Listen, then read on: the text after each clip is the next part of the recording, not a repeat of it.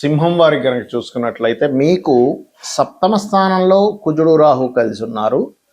అష్టమంలోకి వెళ్తున్నాడు. నెక్స్ట్ కుజుడు శనితో కలుస్తాడు. ఎప్పుడు 2 ఏప్రిల్ నుంచి అక్కడ ఒక 45 రోజులు ఉంటాడు. అంటే ఆల్మోస్ట్ మిడిల్ ఆఫ్ ది మే వరకు ఉంటాడు అక్కడ. మరి ఈ యొక్క కాంబినేషన్ వల్ల మీకు కలిగే ఫలితాలు ఏమిటి, ఎటువంటి విషయాల పట్ల మీరు జాగ్రత్తగా ఉండాలి, ఏ దేవతా ఆరాధన చేయాలి అనేటువంటి అంశాలు చెప్తుంది నేనైనప్పటికీ చెప్పిస్తుంది సాక్షాత్ లలిత అమ్మవారిగా భావిస్తూ.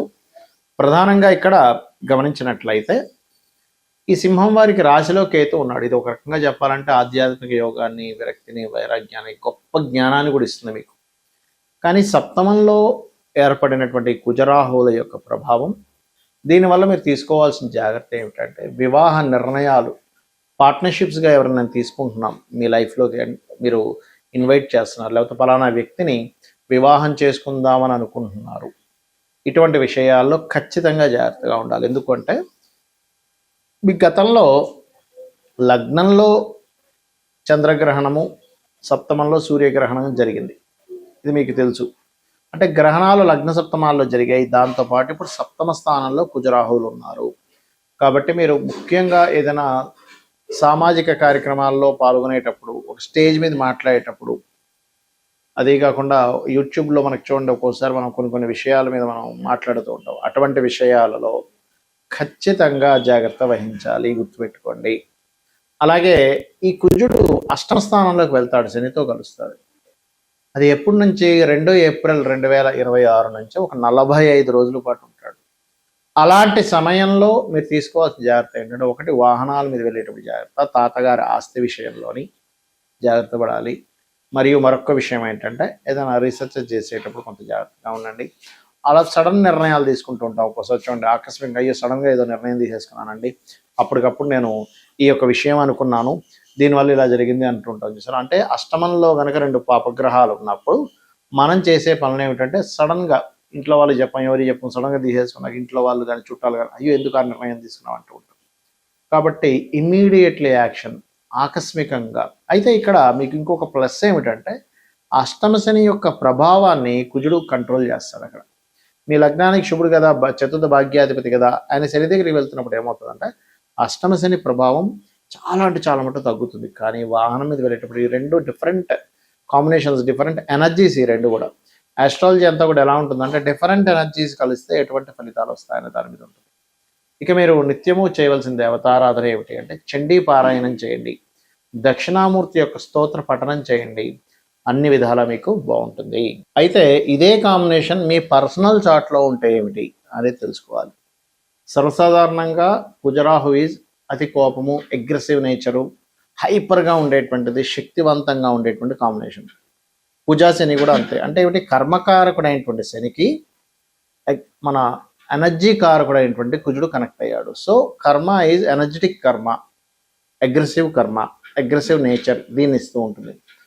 అయితే మరి అందరికీ ఈ యొక్క కాంబినేషన్ అనేటువంటిది ఇబ్బందే ఇవ్వాలా ఏమిటి అంటే, ఇక్కడ మనం ఒక్కొక్క దాన్ని బట్టి చూసుకోవాలి. ఉదాహరణకి లగ్నంలో ఉన్నాడు అనుకోండి కాంబినేషన్ మీకు, అప్పుడు వాళ్ళ జీవులు అంటే వాళ్ళ యొక్క తత్వం అనేటువంటిది కంప్లీట్గా కొంత చిన్న విషయాలకి అగ్రెసివ్నెస్ రావడము. హెల్త్ పాయింట్ ఆఫ్ వ్యూలో చూసుకుంటే కనుక ఈ యొక్క శని కుజులు కానీ కుజరాహువులు కానీ ఉన్నప్పుడు కొంచెం బీపీ లెవెల్స్ పెరగడం ఇట్లాంటివి ఇస్తూ ఉంటుంది. ఇది ఒక్కొక్కసారి లగ్నాధిపతితో కలిసి ఉన్న లగ్నాన్ని చూస్తున్నా ఈ యొక్క కాంబినేషన్ ఇస్తూ ఉంటుంది, గుర్తుపెట్టుకోండి. అయితే ఇదే మనకి ఒకవేళ ధనస్థానంలో ఉంటే ఇక్కడ 2 విషయాలు చూసుకోవాలి. ఎలాగా అంటే, ఒక్కొక్కసారి ఎవరైనా పవర్ జనరేటింగ్ రిలేటెడ్ ధనయోగం, పవర్ రిలేటెడ్ సంబంధంగా ఎలక్ట్రికల్ స్టవ్స్ కానీ, ఎలక్ట్రికల్ వస్తువులు కానీ, ఎలక్ట్రికల్ బ్యాటరీస్ తయారు చేసే ఇలాంటి వాటి ధనయోగాన్ని ఇస్తుంది ఇక్కడ. కాకపోతే కుటుంబ సభ్యులతోని ఇబ్బంది అనేటువంటిది ఇస్తుంది. అదే మూడ్లో ఉంది ఈ కాంబినేషన్. మళ్ళీ చెప్పిన కాంబినేషన్ ఒకసారి గుర్తుపెట్టుకోండి. కుజరాహు కానీ లేకపోతే కుజుడు శని కానీ గుర్తుపెట్టుకోండి. సో మూడ్లో ఉన్నప్పుడు మాత్రం కొంచెం అన్నదమ్ములతో గొడవలు ఇస్తుంది, కానీ మీకున్నంత ధైర్యం ఎవరికీ ఉండదు. అంత అద్భుతమైన ధైర్యాన్ని ఇస్తుంది. అయితే ఇక్కడ ఈ లగ్నానికి శుభులకి పాపులకి తేడా ఉంటుంది. ఎలా అంటే, ఇప్పుడు ఈ కాంబినేషన్ ముఖ్యంగా కుజుడు ఎన్ని డిగ్రీల్లో ఉన్నాడు, రాహు ఎన్ని డిగ్రీల్లో ఉన్నాడు, ఆ లగ్నానికి కుజుడు శుభుడా, రాహు శుభుడా, లేకపోతే కుజుడు శుభుడా, శని శుభుడా అనేటువంటిది కూడా చూసుకోవాలి. ఎవరిని క్యాప్చర్ చేశారు, ఆ క్యాప్చర్ని బట్టి మీకుండే లగ్నాన్ని బట్టి కూడా చిన్న పిసర ఆ తేడా అనేటువంటిది వస్తుంది. అంటే ఒక గొడవ జరిగినప్పుడు మీకు లాభం కలగాల, నష్టం కలగాల అనే దాని మీద ఆధారపడుతుంది. సో ఈ 4వ స్థానంలో ఉన్నదనుకోండి ఎవరికైనా కుజుడు రాహు కానీ లేకపోతే కుజుడు శని కానీ, అప్పుడు వారికి ఏంటంటే వాళ్ళు ప్రాపర్టీస్ తీసుకునేటప్పుడు వాళ్ళ పేరు మీద తీసుకోకూడదు. ఇంట్లో జీవిత భాగస్వామి పేరు మీద కానీ సంతానం పేర్ల మీద కానీ తీసుకోవాలి ఎప్పుడైనా సరే. ఎందుకంటే ఇక్కడ ఈ కాంబినేషన్ ఒక్కొక్కసారి కొన్ని చూడండి మోసపోవడాలు లేకపోతే కొన్ని గొడవలు జరగడాలు ఈ ప్రాపర్టీ మీద ఇస్తూ ఉంటుంది. ఇక పంచమం అయితే సంతానంతో కొంత గొడవలు ఉంటుంటాయి, అదేవిధంగా ఫ్రెండ్స్తో గొడవలు ఉంటాయి, షేర్ మార్కెట్ మూలంగా వీళ్ళు ఇబ్బంది పడతారు అనేటువంటిది అర్థం చేసుకోవాలి. 6లో కనుక ఈ కాంబినేషన్ ఉంటే టఫెస్ట్ ఫైట్ అంటే ఏమిటంటే మీరు ఎంత స్ట్రాంగ్గా ఉంటారంటే అసలు అర్థం కాదు అవతలడికి, బాబా ఇంత స్ట్రాంగ్ ఏంట్రా మనిషి అని. 6th హౌస్ ఈజ్ పరాక్రమ స్థానంగా మరియు శత్రు నాశన స్థానంగా చెప్తారు. అందుకే పాపగ్రహాలు 6లో ఉన్న వాళ్ళతో ఎక్కువ శత్రుత్వాలు పెట్టుకోకూడదని శాస్త్రం. ఇక 7వ స్థానంలో కనుక ఉంటే మాత్రం జీవిత భాగస్వామితో వివాహం అయ్యేటువంటి అంశాలని పార్ట్నర్స్తోని గొడవలు జరుగుతుంటాయి. లగ్నం నుంచి అష్టమంలో ఉన్నప్పుడు తాతగారి ఆస్తి విషయంలో గొడవలు రావడము, తాతగారి ఆస్తి మీరు యాజ్ ఇట్ ఈస్గా తీసుకోకుండా అమ్మేసి ఇంకోటి కొనుక్కోవడం చేస్తూ ఉండాలి. భాగ్యంలో ఉన్నప్పుడు తండ్రి గారికి కాస్త అగ్రెసివ్ నేచర్ ఉండడము, అదేవిధంగా తండ్రి గారికి గమనించుకున్నట్లయితే తనకి కొంచెం బీపీ లెవెల్స్ ఇవి ఉంటే కాస్త జాగ్రత్తగా ఉండాలి. అలాగే లాంగ్ జర్నీస్ చేసేటప్పుడు కొంత జాగ్రత్తగా ఉండాలి. ఇంకోటి కాంబినేషన్ 4లో ఉన్నప్పుడు అష్టమంలో ఉన్నప్పుడు కూడా కొంత యాక్సిడెంట్స్ కూడా ఇస్తుంది. దశమంలో ఉంటే వృత్తిలో రాక్షసుల్లా పనిచేస్తారు. అదేవిధంగా ఏంటంటే అతనంటే బాబోయ్ ఆయనంటే కెరియర్లో చాలా ఇదండి, లేకపోతే కెరియర్లో ఒక్కోసారి ఏమవుతుంటుంది అంటే కొలీగ్స్తో గొడవలు అవుతూ ఉంటాయి. ఇక లాభంలో ఉంటే అన్ని రకాల లాభాలు ఇస్తాయి 2 పాపగ్రహాలు ఉన్నప్పుడు. వ్యయస్థానంలో ఉన్నప్పుడు మాత్రం విదేశాలకు వెళ్ళి అక్కడ ఇబ్బంది పడడము, లేదా మ్యారిటల్ లైఫ్ కొంత డిస్టర్బెన్సెస్గా ఉండడం ఆఫ్టర్ మ్యారేజ్ తర్వాత జరుగుతూ ఉంటుంది. అదేవిధంగా తండ్రి గారు ఆస్తి పరంగా కూడా చూసుకుంటాం 12వ స్థానం అనేటువంటిది. అయితే ఇక్కడ మీరు అర్థం చేసుకోవాల్సిన విషయం ఏంటి అంటే ఇటువంటి కాంబినేషన్ మీ పర్సనల్ చార్ట్లో ఉంది, వెంటనే భయపడిపోవడం కాకుండా మీకు అసలు ఆ దశలు వచ్చాయా లేదా చూసుకోండి.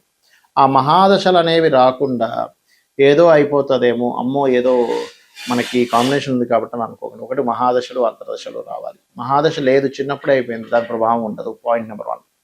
రెండవది అక్కడ అసలు అది యాక్టివ్ అవ్వదు ఒక్కోసారి, అంటే పోర్ట్ఫోలియోస్ ఏది కూడా దానికి కనెక్టివిటీలో ఉండవు. అలాంటప్పుడు కూడా ఏమీ కాదు, గుర్తుపెట్టుకోండి. అదేవిధంగా మీరు అగ్రెసివ్గా ఉంటేనే అది యాక్టివ్ అవుతుంది.